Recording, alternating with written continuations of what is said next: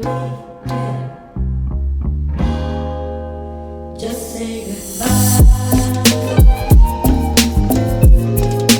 Just say goodbye.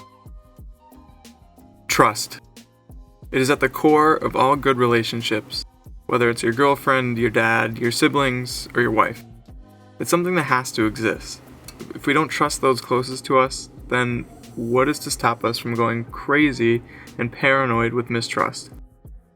And like my mom used to tell me when I got in trouble in middle school, trust takes a lot longer to build up than it does to knock down. Well, I think we can all think of ways to knock someone's trust down, but how do we build it back up? Or build it in the first place? Well, before gaining someone's trust, you almost always have to begin by building rapport with them. So what exactly is rapport? Well, basically, rapport is when you and another person have a feeling of sympathetic understanding towards each other, which helps you form a bond. After a strong enough bond is built from this rapport, a strong trust can be made. So how do we create rapport and trust? And how do we do it fast? Well, today we have 5 main ways to gain someone's trust and keep it. So let's get into it.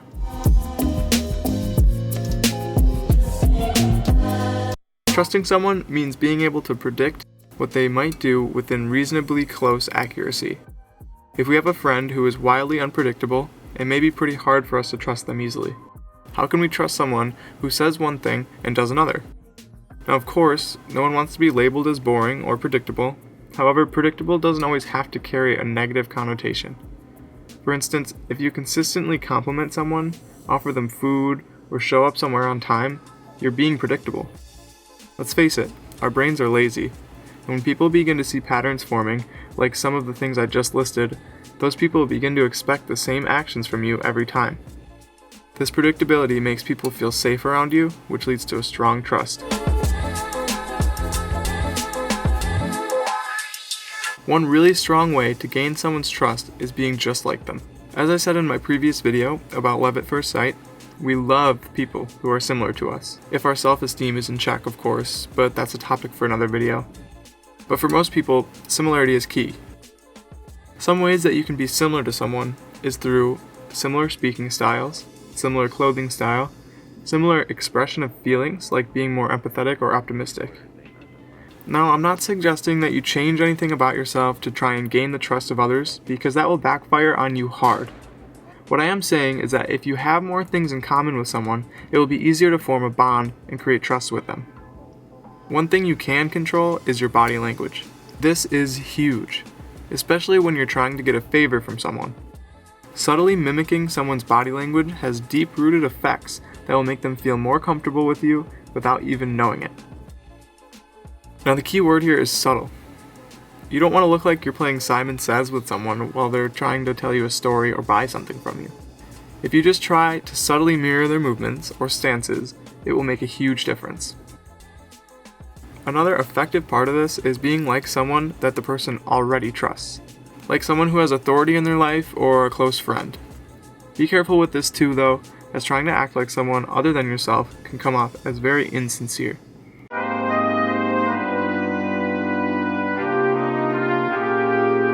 A great way to get others to like you and want to trust you is having them do favors for you. Now, this may sound a little backwards, but bear with me. Allowing someone to complete small favors for you has been proven to make them like you more and want to trust you more. This theory, called the Ben Franklin effect, is from the man himself, Benjamin Franklin. The main reason goes along with one of psychology's favorite ideas, cognitive dissonance. Cognitive dissonance is our brain's attempt to align what we think and what we do. If our thoughts and actions don't align, our brain kind of freaks out. So it does a good job of covering cognitive dissonance. So if you do a favor for me, say I borrow a pencil from you during a test, your brain will understand that you did something nice for me, and it will try to align your thoughts accordingly. It will assume that if you trusted me with your pencil, you must like me and trust me.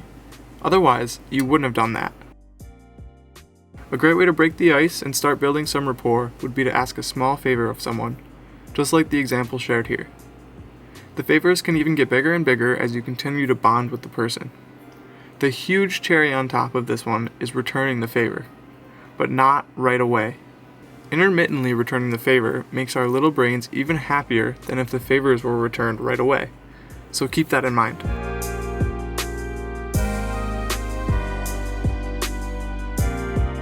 Confidence is key. Yes, it's cliche, but it works. Coming off as confident, even if you're not, will make others look up to you, trust you, and want to be around you more. This follows along with two principles in psychology: the authority principle and the assumption principle. The authority principle tells us that we respect those who hold or appear to hold a position of authority. The assumption principle works on the idea that if you act if something is true, people will believe you. Basically, fake it till you make it. If you act confident, the people around you will have the choice to either believe you or the choice to think that you are lying.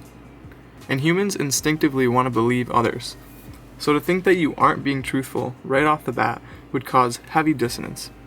And as we talked about before, we really don't want that.